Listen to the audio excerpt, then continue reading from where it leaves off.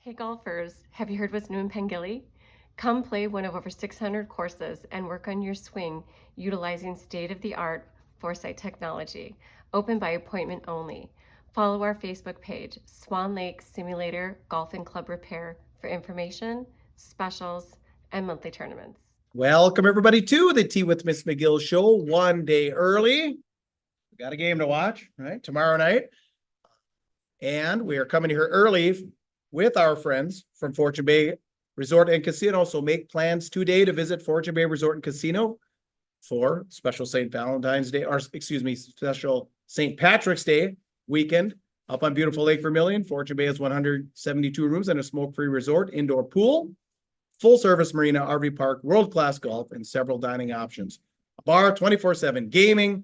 Visit fortunebay.com for details and plan your trip up to Fortune Bay today. Right, it is Puka speaking. It is the star of the show, Coach Reed Larson. Episode 82, we are officially 15 weeks in to the boys high school hockey season. We're officially into playoffs. And by the time most of you listen or hear this or watch it, we will be 1 week away from the boys state high school hockey tournament already. Yeah, we're grinding. We're deep into it. It's the day before or 2 days before most teams are playing their section final. There are a few here tonight or tomorrow that are taking place that are semifinals, and those games then their finals will end up being on Friday, March 1st.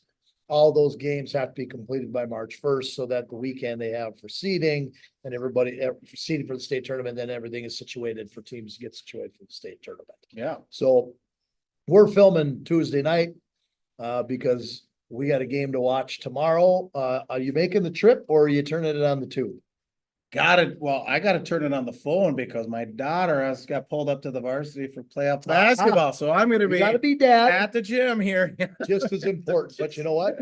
I will be, You gonna head down? nope, I will be on the couch dialed in to YouTube TV, watching the Hermantown Hibbing game. I'm not gonna take a side. I'm just gonna watch, you know, for so many years I was involved in section 7A and I had a horse in the race. This time I don't have a horse in the race. I guess maybe I have a little bit of a preference, but I'm not going to speak that at the moment. I'm just going to tell you, I'm going to be excited to watch a team that can hopefully give Hermantown a run for the money. Yeah. Oh, absolutely. Yeah. So yeah, we got lots of hockey. It's gonna be fun. Like I said, a week. We were talking about the seedings. Just a week from today, we'll know the seedings. We'll know before that, but I mean, it's just The like I said, seedings for the state tournament. Yeah. Yeah. I mean, everything is like happening so fast. So, but yeah, we'll get into all these games here in just a little bit. Once again, so tell your friends, tell your enemies, the Tea with Ms McGill Show, where your source for high school hockey coverage up in Minnesota's Arrowhead region. Give us a rating on Apple Podcasts if you can. 5-star wouldn't hurt, right? We asked for 10 thumbs up last week on YouTube. Remember that? I said we haven't gotten the double digits. We ended up with 30. Yeah. So we appreciate all of it. I know some of you went back because now we have several videos that we're in the double digits with the thumbs up. So if you can right now, if you're on YouTube, you're on Facebook, wherever you're at, if you can give us a thumbs up, Instagram, give us a heart, give us a thumbs up, give us a like. We'd appreciate that. Subs this week, name you might remember, Bill Robeck. I remember that name very well from high school hockey. Yeah. Hibbing native. Hibbing boy, now a Wyzetta Trojan. A guy my age, who if he's still eligibility would be in the lineup still today, Chris James. And then a guy I met down at AMSO this weekend, Lucas Lassard from Proctor. So be just like these three gentlemen enjoying America's fastest growing hockey podcast today by subscribing. All right, we've been blowing up the drawing. So we will, at the end of the show, we will get the drawing done. You just saw the ad from the Empress on the Swan Lake Simulator Golf and Club Repair. We'll do this drawing at the end of the program today, so you want to stay tuned for that. Why don't you crush the like button? We'll get into our continuing playoff coverage with our game of the week from Aspire Heating and Control, your local Bryant dealer. And Bryant is the official heating and cooling company of your Minnesota Wild. Aspire specializes in gas, electric, and hydronic heating and cooling systems for existing and new construction, residential and commercial installations available. Services include forced air systems, heat pumps, boilers, mini splits there, of course, licensed and bonded. So give Justin a call, 999-5957, 999-5957. Well, today, Justin probably was being needed for heat, which we haven't had to use for about 3 weeks. Gosh, at least, yeah. I was thinking Justin maybe was gonna be starting getting phone calls because people are gonna want to start turning the air conditioning units Sure. on, and then we hit some sub-level temperatures and got a little snow out there today, and who knows, by the end of the week, we might be back up to 50, almost 60. Is that what they're saying? Okay, yeah. we Well, got some serious somebody wind chill. correct me if I'm wrong, but I think I saw something where the temperatures are gonna start to go back up again. Yeah, it's feeling like winter, but it's looking like spring. Yes, We come it in here, it's still is. daylight. Yep. So, Yep. so that's pretty cool. All right, so we're gonna get into our semifinal Saturday thoughts from down at Amsoil. Why don't we'll just go in the same order as the games were played. So the noon game, Grand Rapids Thunderhawk, Rockridge Wolverines. Why don't I just start and I'll kind of get your opinion on some stuff. But I thought, and we talked a little bit after the game, but I thought both teams started pretty flat. I was sitting with Gundy, and I think about 4.5 minutes into that game, there was one shot. Grand Rapids is up 1-0. Guys were just kind of feeling each other out. What were your thoughts on the start of that one? Yeah, I think you got to get the nerves out of you in that situation. Everybody's in an unfamiliar building. Playing in Yeah. Amsoil, it's a different environment. There were a decent amount of fans there, but you can't tell because there's so much seating in there. Yeah. It's not, we'll get into that later. We will, yeah. But but I think both teams just kind of trying to feel it out a little bit, maybe a little bit of nerves on both sides. But then I think it was very clear at about the 10-minute mark into the period where the control got taken over. Right. Well, and you've talked all year. You said, one of our struggles with Grand Rapids is scoring goals. Not on Saturday. No, not. And they attacked the net and got a lot of rebounds. Not in the last two games. Yeah. It hasn't been a problem. So, one might say, wow, were we saving them all for playoffs? Maybe we were, and I'll be okay with that if we're saving them for playoffs. We had a lot of games that were 1-goal games this year. A lot of games where it was 2-1 or 1-0, like that. And it's nice back-to-back weeks to have, or back-to-back games, one where you scored 9 and another one where you scored 6. So apparently, the work that we've done over the course of the last, month and a half of just trying to get guys to the front of the net, trying to get shots off without dusting it off extra times, stick handle. We've kind of tried to break some of those habits to get shots off quicker, and they've paid off. So, how can I put this? I guess I thought Rockridge would be a little looser, kind of come in, maybe embrace the underdog role, embrace this is our first year in AA, maybe come in a little hotter just because the pressure was definitely on you versus them, and I didn't see that. And maybe one reason, and with all your coaching experience, not just in hockey, but football, but obviously last Tuesday, they had a very emotional game going into 4 overtimes. Do you think they kind of used up their emotional capital, or they were just almost wore out maybe emotionally as they came into this one? Well, that could be the case. I mean, they are kids. You're talking about teenagers who, when emotions, and they might call that kind of an emotional hangover. Yeah, there you go. It's kind of like everything got poured into that. The excitement that could be the case. And when you get into 4 overtimes like that, and I guess it was 3 full overtimes in just about 20 some seconds into the 4th overtime that they scored and won the game over Forest Lake. But I'm thinking more so just the mental fatigue probably coming into that game. Yes. You come in and it was, oh geez, am I going to be ready to get into this again with another team? And I do believe and do think that they thought coming in that they could compete. And I think our guys, our Rapids staff and our players also thought they could compete, coming in. So I think it was just like you said, both teams were a little lax the first 10 minutes. Our guys got settled as soon as they popped the puck in. And sometimes that's the case. It's like the snowball just continues to roll once you pop one in, and the snowball pretty soon turns into a boulder by the time it's all said and done. So the confidence I think our guys got by popping one in, at that point in time, and then we just started throwing pucks at the net. So yeah, and it was going for us. And needless to say, it doesn't always do that for us. So it was nice that the luck was on our side a little bit, and we were finding a way to get the puck behind Rothbard that night. Yeah, definitely. So 6-2 win is what ended up, right? Yeah, 6-2. And nice little push at the end of the game by Rockridge. They showed some pride, they showed some heart. They came back out in the 3rd. Our guys got a little bit comfortable with a 6-goal lead. And I think, again, that's human nature. That's teenagers, that's kids. And to their credit, we did say, you know, we're gonna have to score this many goals tonight. This is what we want to get to. And the number was 6. Oh, That's what we okay. said. We said, we want to get to 6. If we can get to 6, that we should get a win. And we ended up getting to that. And I think, you know, mentally you're thinking, oh, shoot, do I keep going or what, you know, Yeah, mentally, right, I right. think you got complacent and that happens. Okay. Anything else on that one?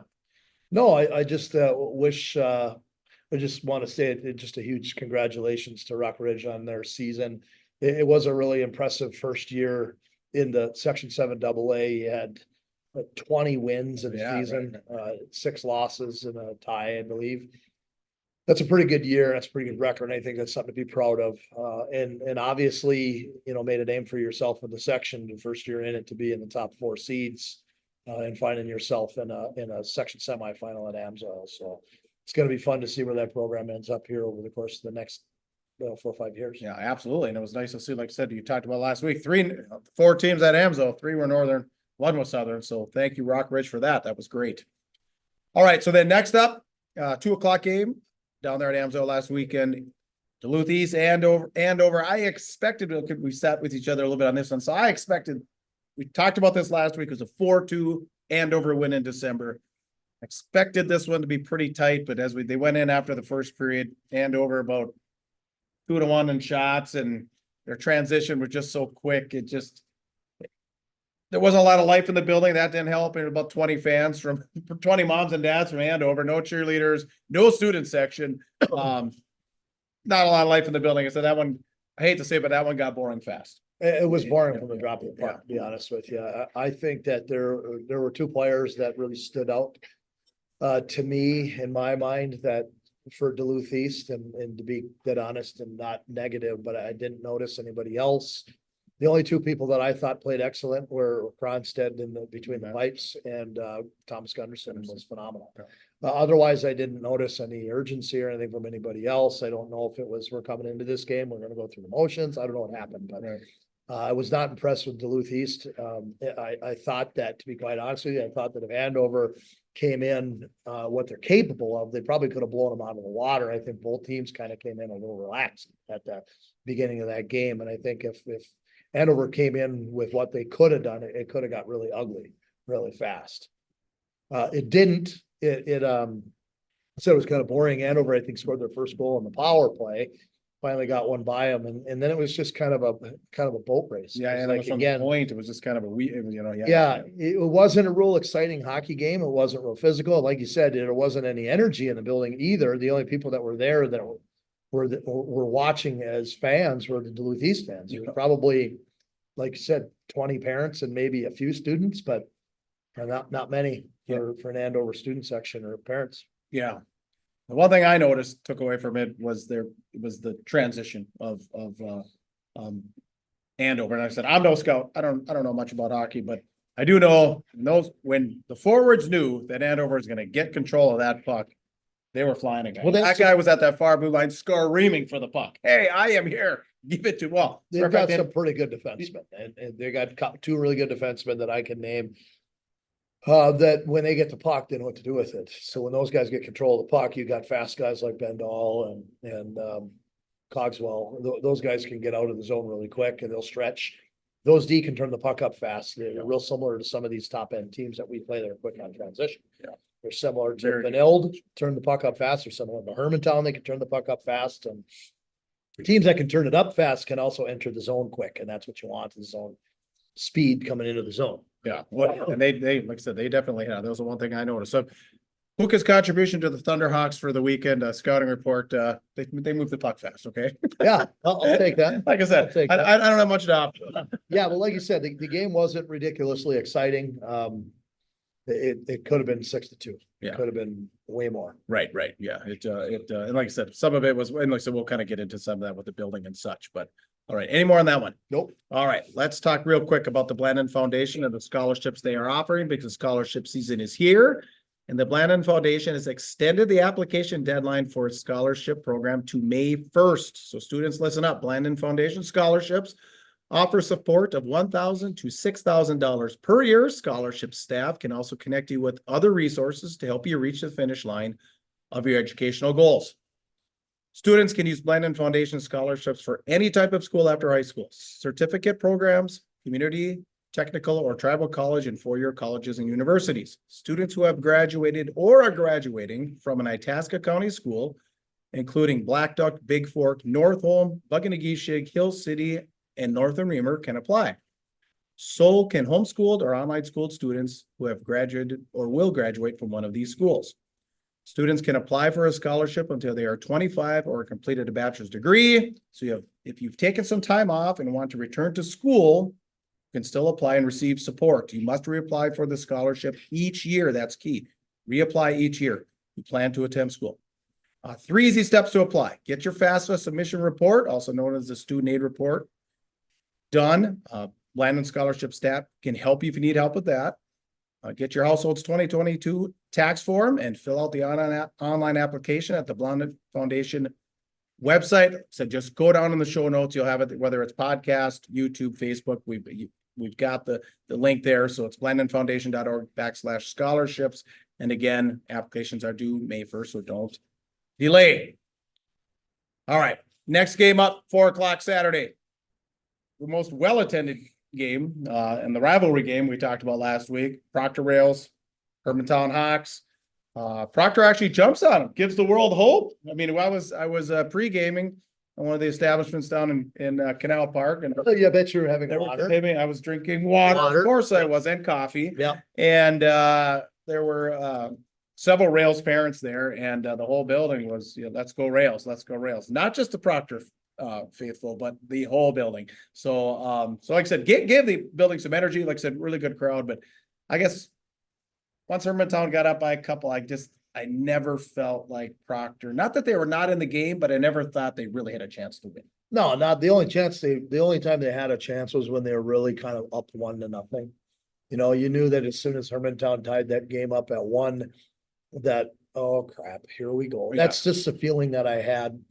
It didn't feel the same way, although the never quit, the never die, and the fight. I agree. That Proctor had. I've got a lot of respect for those kids and how they battled.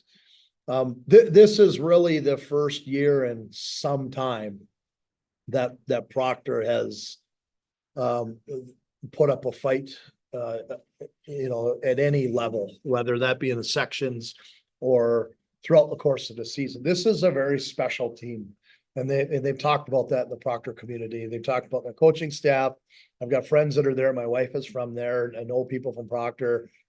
They're pretty excited about this group of kids, and they're going to really miss the senior class that's graduating this year. And a couple of those guys, obviously, AJ Riles is a finalist for the Frank Brimsek Award, one of the top 3 goalies in the state.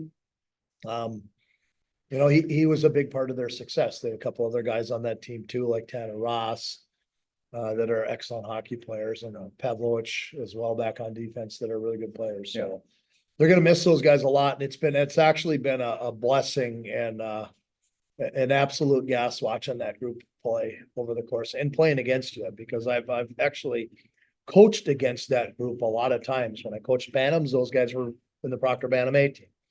Let's coach JV. Some of those guys were in the JV team. The last 2 years, they've been on the varsity.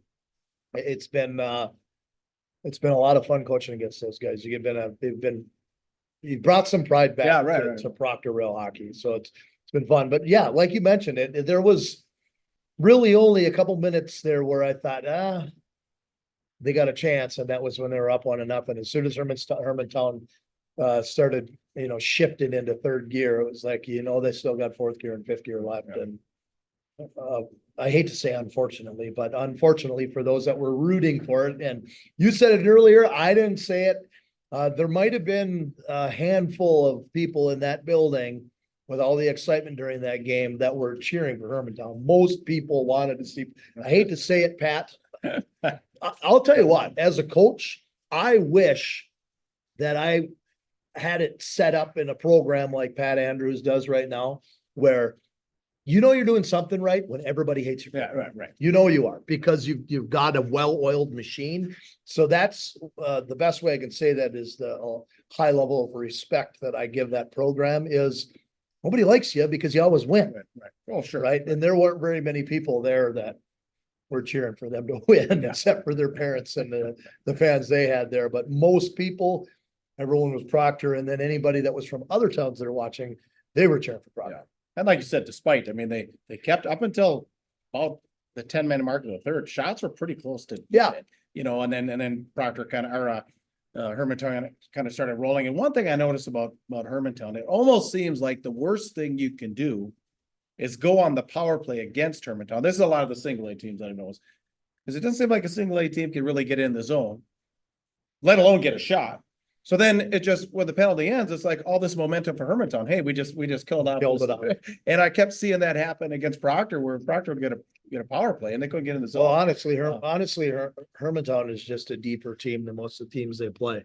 So if you think about what they're doing when they're killing a penalty, they're going with 2-3 sets of killers. And then they come back after their third set of killers with a fresh set of the top line guys that started off their kill. Yeah. Now, the power play unit, I'm sure they're running one power play unit for Proctor. Maybe they've got kind of a put together with tape and a Band-Aid, a second power play unit, but not one that stays out there for very long. Then they have to come back to their first line players right afterwards. So they're coming out of that power play, not getting very many shots, not scoring a goal, and tired coming back out with a very fresh first line against Hermantown. So not only they got momentum, but they're fresh. Yeah, because that just seemed like it was the worst thing that could happen was getting the power play for Proctor. But like I said, good season for Proctor. Like I said, I think, you know, I had the stat last week. I think they went 9-3 or 9-4 here in 2024, you know, to cap off the year. So, you know, second half, they got really good for them. And Pretty awesome. yeah, you know, a good, and like I said, 6-3 game, that one ended up. By the way, the East, we didn't mention the East Andover game, that ended up 4-1. Correct, 4-1 in favor of Andover. Does that sound right? Yeah, is it 4-1 or 4-2? I thought it was 4-2. Okay, could have been 4-2. And then 6-3 was the Hermantown win over Proctor. All right, then the finale of the night, the game that kind of saved the ratings, I think, for WDIO, did bring some energy to the building, was Chisholm Hibbing up against the Cloquet, Esco, Carleton. How many have they got? Cloquet, Esco, I don't know. They got more. Yeah. They got a lot. At one time they had St. Petersburg's Russia when they had Sergei Petrov. But Yeah, they did. anyway, Back in so 92. Chisholm Hibbing, Cloquet, Esco, Carleton. Cloquet the favorite. In that one, it was a 2-3 game, and I think Hibbing kind of came out the way I thought, and I wasn't expecting this. Hibbing came out the way I thought Rock Ridge would have. Like I said, pretty loose. We're the underdog. We got nothing to lose here. We're gonna roll with it. It's our first time here. Where I thought Cloquet, with the veterans, the more experience, was really gonna jump on Hibbing, but that ended up being complete opposite. I mean, Hibbing kind of took it to him. I think something I saw was Cloquet didn't get their first shot till like 5 minutes to go in the first period. Yeah, you know, I kind of, and I don't know exactly, I don't know what to attribute it to, but I don't think Cloquet got into their style until about halfway through the game. And their style is kind of what in between periods, what Coach Shea Walters said in between periods, like, you know, our style is to play gritty and to play tough and be hard to play against. And I don't think in the first period and a half, I don't think they were very hard to play against. You know, the style that they need to play. And you saw Shea did some line shuffling. He shuffled things up. He had, Oh, did he? Okay. yeah, he had their top line, which is all juniors, and they're coming back next year with, I can't remember all their names, but that's the Gentilini line and that's the Thornton line. Though that line, he ended up taking one guy off that and moving another guy from that other line in there. But you know, that's the type of game where if you want to set the tone, you needed to play the style of hockey that Joey Antonucci plays. That's their top, one of their big bruisers on the team. And a nice effort in him for that second goal. Without a doubt. But he's the guy that should take the team and put them on their back and play that way. And you didn't see that until later. So they could have really set the tone. This is a kid that's playing college football next year. I think he's an ESCO kid. But he's an animal. He's a linebacker on the ESCO football team, I think, and just an absolute beast. Yeah. And out there, and he just knocks people over. Right? I didn't see it right away. Later on in the game, then they started to make it well known, and I think that's when Cloquet started to kind of come back in the game, and and make it a better game. Yeah. Oh, for sure. Yeah. I mean, it ended up being an excellent game. About 10 minutes to go in the third, game's tied. I noticed that at that point, Hibbing Chisholm still had a 2-1 advantage on shots, but then, Hibbing popped that one, go up 3-2, and then it gets, obviously they start playing a little bit of prevent defense, and then, the shots tightened up in a hurry, and of course they pulled the goalie and such. But my other comment, the hits. There ended up being a couple nasty center ice hits in that one. Yeah, Yeah. So the roughness and toughness came, but yeah, there were a couple of and maybe this will develop into a rivalry. Maybe Sure. Rapids Rock Ridge will. I was thinking about that too. Maybe Rapids Rock Ridge will develop more of a rivalry, because when I was a kid, Rapids was our rival in Hibbing. Then it changed to Virginia because of the single A, and now that Cloquet and Hibbing will see each other, Union Rock Ridge, maybe we saw the dawn of some new rivalries. Yeah, maybe. I hope so. It'd be nice to have a rivalry, Grand Rapids with somebody that's close by. There hasn't been in a long time. The rivalry now in recent times has been Duluth East, and Yeah. then, it's back when I played, it was Hibbing and Greenway, those Yeah. teams, and Exactly. you don't get that as much anymore because there aren't as many bigger schools. And now that, Rock Ridge is into AA, maybe there'll be a better battle between teams where it becomes back and forth and Right. end up doing that. Yeah. Yeah. But just looking at that game, you're talking about how the physicality picked up. You did see in that when the hits started coming, how that created more for Cloquet. Right. They have a little bit more senior and veteran, players on their team that kind of push the pace for them. There's a little bit more youth on that Hibbing team, and you could see where the youth came out when some of those hits came. Yeah. And this is the only thing I'll say. I'm not going to say that those hits didn't hurt. They looked like they hurt. Yeah. But I would be really irritated if within a 10-minute span, if my team had guys that were rolling around on the ice 3 shifts in a row. That's the one thing I will say. If you're hurt, you're hurt. Stay down if you're hurt. If you're not, get up and go to the bench. Because there's one thing as a coach, and I'm sure there's parents out there too. There's one thing that irritates you the most is if you lay down on the ice and then the whistle blows because you're hurt, and then you pop right up and go right to the bench. What are you doing? You either hurt or you're not. If you're hurt, stay down there. Be attended to. If you're not, get up and get back to the bench. Quit rolling around on the ice. Yeah. That's the only thing that irritated me that Hibbing did all night long. Otherwise, I loved everything that they did out there in that game, and I got the utmost respect. But I believe that's a little bit of the youth Yeah, sure. right Sure. there. That's just a different way of looking at things, and maybe, I don't want to say this as something to be negative, but maybe the immaturity level of some of the younger guys there. Is that fair to say? Yeah, they got. I don't want to be mean about it because I think they played an excellent game. Yeah. But they don't roll around on the ice. Right. So Chesapeake ends up with a 4-2 win with an empty netter by Benny Galley. So it was what, 2-0 at one point, Hibbing, then 2-2, and then 3-2, and then of course they got the empty netter at the end.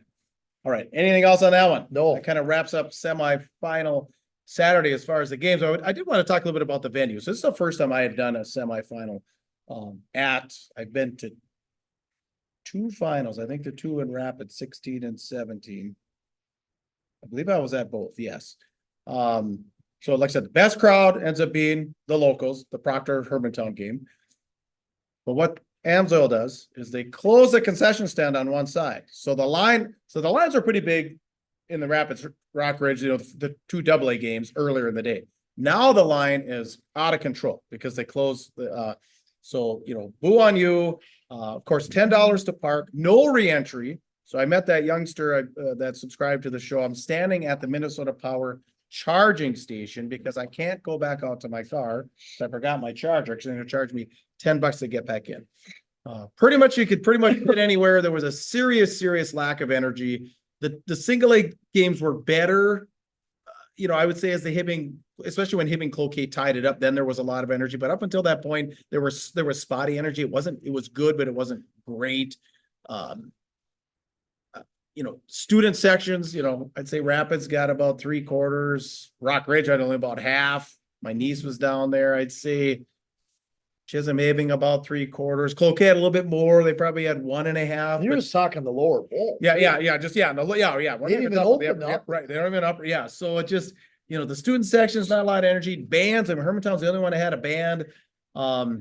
So in my opinion, if it's really about the kids, and not just the players, but the cheerleaders, I said bands, bring the bands back, even just the students that want to go watch their peers, loud barns, packed house, all that energy. I mean, that's why I went. I wanted to soak in the environment. I really think some changes, need to be made. So Section 7, you can bring the AA to Hibbing, at the noon game. Every Hibbing player would have been there to watch, right? What else would they have been doing? Yeah, they would have came watch. Greenway kids would have been there.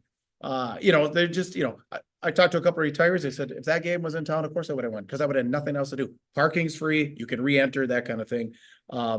Get that AA up to the MEC, at least for the semifinals. Maybe the finals is too much. I understand that. But like you said, the lower bowl, I have to say I was disappointed. I'm talking too much. I better let you get a chance to comment here. Yeah, I don't disagree with you. I think where Amsoil is a good spot is for the section final. Yeah. Because you're going to actually get a lot of fans come in there. Like the section final here for Wednesday night, I think is going to be well attended for Hibbing and Hermantown. I think the section final for Grand Rapids and Andover is going to be well attended by Rapids fans. I don't know what Andover is going to bring up. They brought me 12 fans up probably. God, it was game. just the parents. But it's here's why it's an Amsoil. It's at Amsoil for the semifinals because it's easier for the city schools to get there. Yeah. And you're looking at, well, okay, the only city team that's made it in the last few years, the semifinals, was Elk River and Andover when Elk River was in the section. Now they're not in the section anymore. Yep. So the only city's team that makes it to that right now is Andover. I guess last year, I think Forest Lake made it, so it's an easier trip for those guys. So catering to those teams, I guess, is why it's there, because it's less of a drive and it's a neutral site. I would think that and I don't want to talk for those teams, but I'd much rather have a game where I go to a neutral site, but at a smaller venue like the Memorial Building or the MEC in Virginia for the AA games, because you're going to pack people in there. It's going to be a loaded environment in there. Maybe you have the AA games over there on the range or in Cloquet or Proctor, and then you have the single A games right here at Yanmar. Yeah. They used to do it's an easy switch, but I think it's a no-brainer to have it, if you make it to the finals, to have the finals there at Amsoil, because you watch, they'll be opening up the top section at least Thursday night. They will. I don't know if they will for the Hermantown Hibbing game. Depends on, I guess, how many people decide to come out. I think there's going to be a large community of people from Hibbing coming. Yeah. And of course, all of the good time Charlies from the Hermantown area, everyone from Hermantown, and then as well as everyone that decides they want to jump on the bandwagon at the last minute, they'll jump on too. So they'll go. And you'll have people from the area. And I think that's what the draw is there is, if we have it a semifinal Saturday at Amsoil, maybe all of the teams from the area will bring their families there, and they're all thinking the same thing. Like, I don't care that a city's team is here playing. Right. Most of them don't even want to go there to watch a city's team there, because a lot of people that like hockey around here, when they think of Section 7, they think of Northern Minnesota. Yeah. Well, and I've seen Elk River play a Section 7 AA semifinal game at the Memorial Building, so it's not like they haven't been up there. And like I said, I mean, if AA can go to the Memorial Building, single A can now go to the MEC. I think it'd be great. Or to here. Or even here. Like I said, you pack the place here. Yeah, I can't argue with you. I do like the idea of having the final though right there at Amsoil. I think it's a great spot for it. Now, one thing I heard, and you saw the movie Wolf of Wall Street, where DiCaprio plays Jordan Belfort, and he says, and there's a line in the movie, money talks, bullshit walks. So I just heard from a guy who's just got off the Section 7 committee that they just did like a 5-year TV deal and streaming deal with WDIO. So odds are, hopefully I'm incorrect, but odds are I think it might stay at Amsoil because that's where all the TV stuff is set up. Now they could move it, right? I mean, you guys do it. You go town to town. The WDIO came here when it was COVID. Oh, Go yeah. back to that's right. 2021. Yeah. Every one of these TV stations has a remote camera. So they could, if they wanted to, bring the camera right into the building and they could, obviously I do this stuff. I do it for. Yeah, right. That's, I mean, But they bring a camera, they can bring a camera in the building and have the camera doing the plays, and they could even have play-by-play in a completely different spot. Sure. Right. Well, we did that. You've done that before, yeah. We did that before. It was a few years back during COVID. Kelly Hinseth and I called the game from Amsoil in the booth, but it was actually Duluth East versus Hermantown in Hermantown. Yeah. So they can do those things just depending on what they got. It doesn't have to be at Amsoil. I would venture to believe that WDIO is just as mobile as we are with My 9 and Wasabi Community Television. All you have to do is have a van with all the equipment in it and, all the fiber cables to be able to come into the building. Sure. It's not hard to do. Okay. However, they probably like the idea because their booth is right there, and that's not a WDIO booth. That's just the booth they have through the media at Amsoil and UMD. So they can tap right into that one. Yeah, right. With all of their stuff from Right. the truck or the van. Right. Okay. All right. Anything else on that? No. All right. So section 7, like I said, if it's about the kids, you want them to play in a loud, fun barn. We gave you some great suggestions. Follow them today. All right. Pound the like button. We want to get into our previews. Iron Ranger Apparel, the Gift Buyer's Paradise, Thunderbird Mall in Virginia. Place where you will exclusively find the ODR line. I said Gift Buyer's Paradise, look perfect for the playoffs. State tournament, we just talked about, just a week away. You want to look great at states. As a matter of fact, there was a lot of ODR swag in that student section for Rock Ridge over the weekend. Whether it's, like I said, you got a granddaughter, you got a grandson, you're looking for that perfect gift. Grandma or grandpa, you're looking for that perfect gift for grandma or grandpa. It's Iron Ranger Apparel into Thunderbird Mall. Like I said, for those of you that are into hockey, make sure you get your ODR swag today and wear it proudly down in St. Paul next week. All right. Tomorrow night's big game. Wednesday night, the 19-8 Chisholm Hibbing Blue Jackets facing off against the 17-8-2 Hermantown Hawks. These two last met January 16th. It was an 8-1 drubbing. Hermantown pulls out the victory. How do you see this one playing out? I don't think it's going to be any different than it's been. It's been since 2019. The reason why Greenway was able to do it is because they were in that section finals. They had played against Hermantown either in the finals 2 years previous, or before that they had played and lost to them in a semifinal. So they had been prepared with the same group of kids back to back years to be able to beat them, and had a plan and were able to do it. I don't think it's going to be, we come in for the first time and we're going to knock this team out of here with this group when they haven't been there before. I think they're a year away, maybe 2, but they definitely have a group that's going to do something special over the course of the next couple of years. It's just, there's too much experience playing in the tournament. There's too much. I've been there before with Hermantown that I think it's going to be a closer game than what they've seen all year long. I think that, Hibbing's got the fight. They've got the ability to keep it close. All I can say is I think that it's going to end up the way that it's been ending up the past few years. However, I hope that it doesn't. I want to see a good game, and I want to see Hibbing fight for something that they deserve. All right. Thursday night in the 7-7 contest for the 4th year in a row, the 16-11 Grand Rapids Thunderhawks will face off against the 18-8-1 Andover Huskies. Last time these two teams met, February 2nd, right here at Yanmar, 1-0 GR win. Shots in that game, 26-23 in favor of the Thunderhawks. So 2 even teams. Yeah, like you said, it's just like when we were just talking about with Hibbing, it's like you typically don't just come in and then knock a team out after you've been there just one time against a team that's been doing it a whole bunch of times. Usually it's after you've done it and lost and then have a chance to come in after you've seen what they got 3-4 years in a row. I think it's kind of the perfect storm to be able to do something. It is. I'm not going to get on a podcast and give any guarantees. I think that it's a good opportunity for a northern team to take the ball and run. But you're gonna have to play. You're gonna have to get out there and play your best game. Don't think for a second that Andover is gonna come up there thinking they've got it in the bag and roll over for you. They're not going to. That's a team that's got experience. There's 6, 7 guys on that team, 5, 6, 7 guys on that team that have played in, 3 state tournaments in a row. They've got the experience to do that. They know what they're doing. They've got a coaching staff that's been there before. Mark Manny's an excellent coach. He's going to be prepared tactically and emotionally and mentally, and so he's going to have his players ready that way. Like I said, I think Grand Rapids is. You mentioned it. I didn't even know. I guess I did, but I didn't think of it that way. 4 years in a row. Yeah. 2021, it was right in this building in the finals, and Grand Rapids lost to Shifsky and Company. Yeah.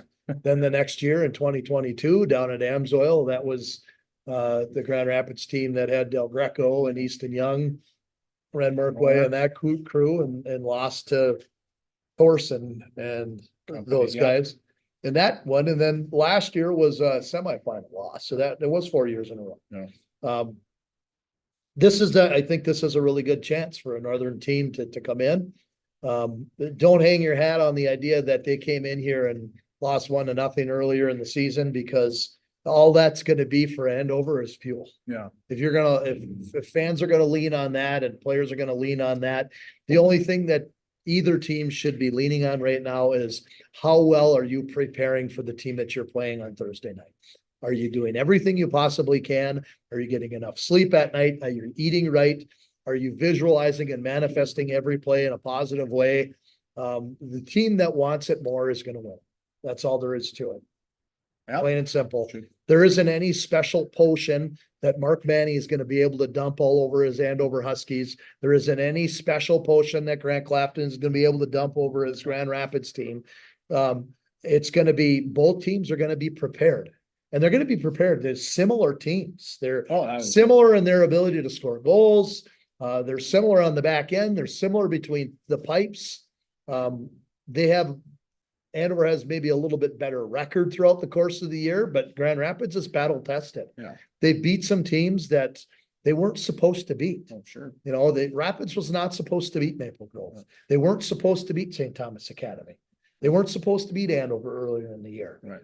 Those in most people's minds, except for those of us here in Grand Rapids, our team, parents, and coaches, everybody else didn't think that was going to happen. We knew that we could do that, right? So that's just the way it works. It's, they're in a position right now where you can go out there and play the way you need to in order to win a hockey game. And you've done some special things throughout the course of the year, improved it to yourself and other people. Yeah. So it can't happen. All right. Good luck, Coach. Thanks. All right, let's move on. Scores and more presented by the Ring Sports Bar and Grill, just down from the U.S. Hockey Hall of Fame over in Evelyn, Minnesota. Get your gift cards used. Breakfast, lunch, dinner, full menu, full bar. Friday fish fry because it is Lent. Daily specials and a hockey-themed establishment. 248-8582. Get a hold of Michelle, 248-8582. The Ring Sports Bar and Grill.com. And like I said, we're rapidly approaching the end of the hockey season. So moms, coordinators, those who organizing things, if you want to get that banquet in, 248-8582, dial them right now and get that function or banquet set up. They have the rooms that you can do those functions in. All right, Mr. Hockey finalists announced. A couple Northern boys. Carson Pilgrim, Warroad, probably heard of him. 23 goals, 31 assists for 60 points. No Ernest. Rosso, 42 goals, 39 assists for a whopping 81 points. These are the two boys from the north on the block. And speaking on the block, we've had a lock on Mr. Hockey for quite a few years here, right? Biondi, Peart, Strand from Rosa. Do you remember his first name? Can't remember his first name. Then Shagabe last year. There you go, Max Strand. So we've had the last four up north here. Can we get her done again? I kind of actually heard Carson Pilgrim is kind of leading How do you pick? he's the lead candidate, There's three of them from Minnetonka. How do you give it to one of the Minnetonka guys? If you give it to one, you got to give it to all three, right?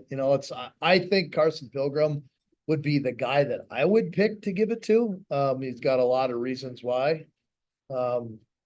I think Noah Arnis had a really good season this year. I think it was phenomenal. I think if his team wins one more game, he might be a shoe into where Pilgrim is right now. You know, you said you think Pilgrim's maybe leading the charge. I think if Roseau didn't lose and get knocked out, I think if they're playing in the section finals, he's probably leading the charge with those points in the season that he's had. To be honest with you, he's had a phenomenal year. He's probably of those teams.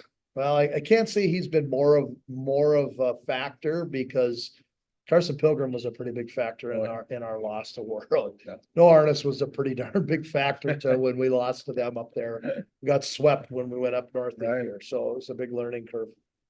Absolutely. Well, But good. yeah, I think there's a nice field this year.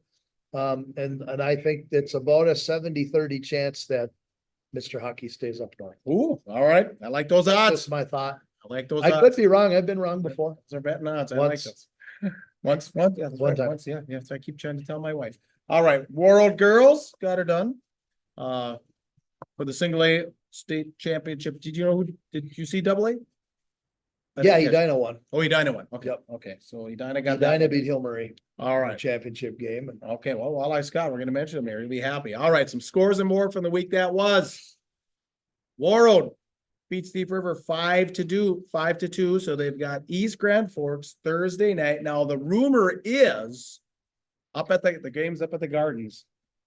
The folks over at Marvin's have already offered the refs new windows, new patio doors, everything already for that game on Thursday night. No, that's from our friend Brett Gaddy. So we come in for men's the other day. Brett Gaddy's a Warroad guy. Travis Cole, you know Trav, our chief, our fire chief here in town. Yep. He's a Warroad boy. Yep. So right away, they start going in. That was a great line from Brett Gaddy to say we were laughing hard is an understatement, as we were really cracking up. So they're offering all new glass. Yeah, the refs have already been offered new windows, Yeah. sliding doors, patio doors, anything they need. That's the rumor coming out of the Gardens. So Cool. you guys, They might need them. They might need new glass at the Gardens after that game is over, because I'm gonna tell you something right now. If there's a team that's gonna go into the section finals with an edge and a chip on their shoulders, it's gonna be East Grand Forks. Yeah. And East Grand Forks is physical. They will knock them around the rink. And all I can say is watch yourself in that game. If you're a Warroad player, watch yourself and stay disciplined. If you can stay disciplined and get East Grand Forks on the penalty kill, and keep yourself out of the box and keep yourself safe, you got a chance of winning, but they are going to come at you. That's the way they play. yeah, well, it's kind of been the year of the upset too, so let's move on here. So Rogers, number 9, Rogers falls to Centennial 5-1. You probably saw that one. Moorhead, of course, falls to Elk River, 4-2. Little Falls, well, this one wasn't an upset because Monticello had moved into a higher seed than Little Falls, but Little Falls are kind of used to going out of that section. Well, But it wasn't an upset, but it was an overtime game. And what did you say? Three overtimes? Yeah, 3 And it was actually controversial. So I saw a picture and a little clip of the play, and who knows how it would have ended if it didn't get counted a goal. They might have still won anyways. It might have still happened later. But actually Monticello comes into the zone offsides and it's not called and they score. Jeez. It's always how it goes, right? There's always something. Always something, yeah. Yeah. So if you know of any more upsets, feel free to throw it in the comments. We'd appreciate that. And of course, the Walleye Scott CFP Edina Hornets update. 2-1 winners over Benilde St. Margaret. So they will face Wayzata Thursday night to punch their ticket to the state tournament. And here we have all the games for you here. So 1AA, Lakeville Salt versus Rochester Century, John Marshall. Isn't that a mouthful? That's kind of Yeah, there's a lot. Section 2, Tonka Chanhassen. Thursday night. Section 3, Cretan Durham Hall, St. Thomas Academy, Friday night. Section 4. Semis are going on in Section 4. We kind of talked about that. That one's still going. Section 5, Maple Grove, Centennial, the aforementioned. That's Thursday night. Section 6, was that a Trojans, Edina Hornets, like we just talked about. And then Section 8, it will be Elk River and Buffalo. Buffalo squeaked by St. Cloud by like a goal, and St. Cloud are the ones that of course upset This Rose. is a huge congratulations to Buffalo. Someone can put this in the comments if they know. I don't know if Buffalo has ever been in the section finals before. Mhm. I don't know. Good point. Maybe they have, and it's just under the radar sometime where I didn't notice, but this is a heck of a climb for that program, for Buffalo to be in a Yeah, section final right. with a team they've already beat this year. I Oh, think they beat really? Elk River by a 3 or 4 goal margin. So they actually beat them during the season. So Buffalo can come in with a little bit of confidence, but not too much, because I'll tell you who's probably playing some of the best hockey in the state right now versus what they were playing before Christmas is Elk River. Yeah, and you guys saw And that. Ben Gustafson has got that team playing the way they need to be playing. He's a hell of a good coach. We had a battle with them at the Edina Classic and ended up beating them in overtime. I think it was 4-3. They're doing a hell of a job with that program right now. And Go to Moorhead and beat them 4-2. that's fun and Impressive. exciting to see them back in the section finals. Hopefully Elk River can move on. I'm not saying I'm cheering against Buffalo. I'm actually excited about the Cinderella story there a little bit, but I do see the work that Elk River has been doing, and they deserve to win it too. Okay. All right, we went through section 8A. We already went through section 7A, section 6A, Alex, Northern Lakes, section 5, St. Cloud Cathedral, Monticello. Section 4, Matamidi Southwest Christian Academy. Section 3, Marshall, New Ulm. Section 2, Orono, Minneapolis. Would you say Minneapolis? Joey Dietzig, they got her done over Delano, right? A little upset over Delano. Is that what you said? Joey Yeah. Dietzig got it done with his fedora hat on. I love it. And then section 1, Northfield versus Dodge County. All right, anything to add? Yeah, Dodge County, they kind of knocked off the Cinderella Yeah, story right, of La Crescent, Hoka. Holka, with the kid that was kind of Yeah, I can't. leading the state. I think Right. he ended up tying the all-time goals record. Oh, really? Okay. Didn't surpass it, so I believe he is tied with Ben Hanowski Okay. right now with goals. Put that in the comments if you got that for us, Yep. folks. All right, anything to add, episode 82? I don't Drawing time. think so. I think it's time for playoff hockey. I think it's time for section finals. Be ready, flip that on. If you're in the Northland area, you can flip on the Hibbing Hermantown game tomorrow night. Starts at 7. It's on WDIO. You can catch that live stream as well if you have a computer. But it will be on regular cable television if you can turn it WD. And that Thursday night, 7 o'clock, 7:05. Pregame starts at 6:30 for the Section 7 AA Grand Rapids and Andover at Hams. Yeah, and I think coverage starts tomorrow at 6:30. 6:30 as well. So like Yep. I said, I've got other obligations, but I will be watching. I will be watching Wednesday night from my couch. I will be up in the coach's lounge, watching from the eye in the sky as the staff for Grand Rapids on Thursday. Okay, and I'll be Yep. I'll be on the couch on Thursday. All right, good luck. All right, drawing time for the $50 gift card. So here's the way we're I gonna, get to pick it. you can be shuffling while I'm explaining the rules. Yeah. Okay, so we are going to pick 3 names. 3, 2, 1. Number 1 is the ultimate winner, but if 1 doesn't want it, doesn't get a hold of us, what have you. Then 2's you got this option, and if 2 doesn't want it, can't get it, then it's 3. Okay, and we're gonna go 3, 2, 1. But number 1's the ultimate winner. So here's what we're gonna do: reach shuffling, just a deck of cards. Jokers are number 1, aces are 11, jacks are 12, queens are 13, kings are 14. First one, Reed's gonna pick a card, whatever number he picks, that's gonna be our winner. I've got a spreadsheet of everybody. Remember, if you did YouTube, you had 2 entries. If you did Facebook, you had 1. So you could have got a total of 3 as a subscriber since January 1st. Pick 2 is gonna be, pick a card. We're gonna take it times 2. That's gonna be the winner. And then the third card pick, who is our ultimate winner. Pick 2 cards, add it together, times 3, divide by 2, round up if it's an odd number, and that will be our winner. All right. So go ahead and spread them out. You haven't been peeking, have you? Not at all. All right. Okay, how am I spreading it? Over here. I don't remember. Let's do it. Here, let's do this. I'll cut it once You're gonna cut because it. I want you to draw. You're doing the draw. Okay, I'm cutting. All right, you draw a card, any card, take a card. And Got one. so this is our number 3 winner. So you're the third option. So we will get a hold of you if number 1 and number 2 choose not to. Go ahead and show this. All right, number 8 on our screen. Oh my goodness, who is that? You read that name? Polky Venny. Polky Vin. So you are third place. If one or two don't claim, then you are our winner. All right. So now this one, like I said, you're gonna get back to my rules here. You're going to pick a card. We're going to take it times 2, and that will be our winner. Okay, king. So earlier I said in the rules, kings are back here. 2 lists up here. Kings are 14. So 14 times 2 to me is 28. We'll go down on our spreadsheet here to number 28. Oh, look at that. Bree Wagner. Bree Wagner. Oh, Wag. Now you're number 2. So if number 1 doesn't claim the prize, and we will let you guys know this, of course. Okay, So okay. our ultimate winner is going to be drawn right This now. was fun. So anyway, like I said, we'll get a hold of number 1. The winner right now, get a hold of us, or we'll try reaching out to you if we know you. And if you don't want to accept the prize, you don't have to, and we'll move on. So, okay, so let me repeat the rules on this one. So we are going to pick a card. Pick a card, any card. Pick a card, any card, or no, pick 2 cards, excuse me, last Pick one. 2 cards, there's one. We're gonna add them together. Take it times 3 and then divide by 2, round up if it's an odd number. Pick 2 cards. King, 14. 14. And 7 is 21, right? Does that sound right?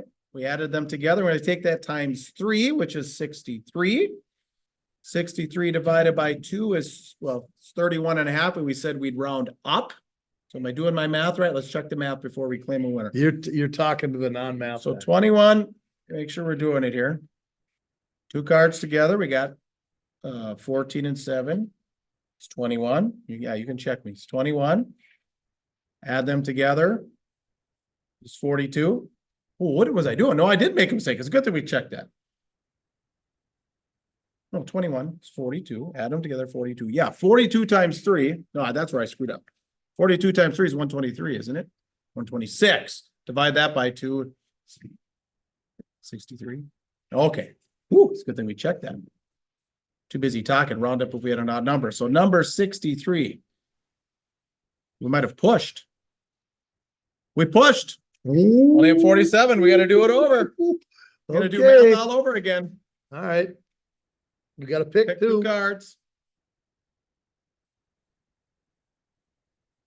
Add them together. Well, you show them. So kings were 14, so now we're at 24. So this isn't going to work either. We're too Nope, high. it's gonna be too high. All right. We need smaller numbers. Our numbers. Okay, That's why we did it, in case we ended up with a 3 and a 2. You guys are getting more than you bargained for in this show. Queen, Queen, 13. 13. What's an 1. ace? We And said 1. the aces, no, we jokers were 1. Aces are 11. Oh, still gonna be too Yep, much. we're gonna push over again. Yep. Am I playing blackjack here? Cause I'm getting all the face Getting cards a lot here. of face cards. Holy mackerel. I don't know now. We get, yeah. Should have went to a casino. Aces are 1. Yeah, we said, or jokers are 1, excuse me. Aces are 11. Yeah. 4 There, now we're gonna get and 14. Okay. 18. Well, let's work this one. So 18. So what do we got here? So we got 18. Times 3. 54. Is that right? 18 times 3. 54. 54. Divide by 2. 27. 27. We've got a winner. We've got a winner. So here is our ultimate winner. I know we got a 20. Oh, Mr. Jordan Stayskull. Jordy. So Jordy, get a hold of me. If you want this $50 gift certificate to the driving, well, not the driving room, the simulator, Swan Lake Simulator, Golf and Club Repair, $50. If you want this, let me know. Otherwise, we'll get a hold of Bree, and if Bree doesn't want it, we'll get a hold of Pokey. So thanks for everybody that helped us out, did some subscribing. Thanks to our version of Vanna White right here, Reed Larson. All right, let's wrap this baby up. Anything to add? Nope. Good to go? Okay. All right. So please comment. We like your comments. Contact us privately. Goatsportsmediallc@gmail.com. Hammer the follow button, hammer the like button. And of course, share the show T McGill on X or Twitter. Find us at Tea with Ms. McGill on Instagram, Spotify, Apple Podcasts, and the Musi app. Goat Sports Media on Facebook or YouTube. Merch, $20 for a shirt, $45 for a hoodie.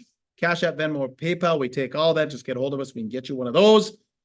Just 2 epis left this year. Next week, we will preview the state tournament. Then we will wrap up the state tournament. Just 2 more to go. And a big thank you to all of our great sponsors, the Rink Sports Bar and Grill, the Blinded Foundation, Iron Range Apparel, and ODR Apparel, Fortune Bay Resort and Casino, Aspire Heating and Control, Iron Range Goalie Academy, and Team Minnesota Hockey. So 2 epis left. For Reed Larson, I am Puka. Get out there and be your dream. You're tuned to the Tea with Ms. McGill Show.